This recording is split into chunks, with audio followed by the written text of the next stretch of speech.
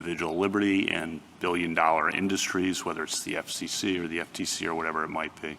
May I answer? Sure.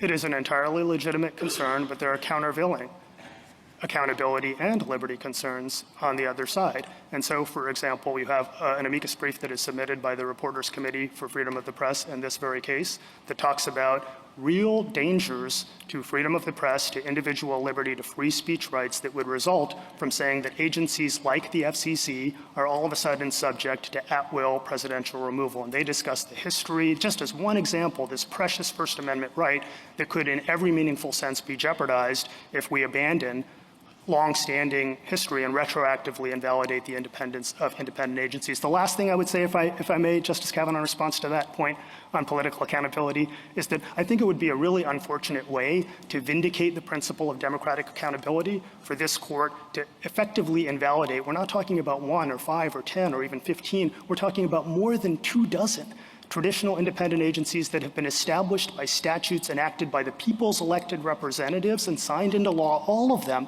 by democratically elected presidents. If it is really true that these kinds of for-cause removal protections, which after all authorize the president to fire commissioners just for good cause, if they really pose this fundamental threat to the republic, petitioners could take their argument across the street and Congress could solve the problem tomorrow. They're not willing to do that. Thank you. Thank you, counsel.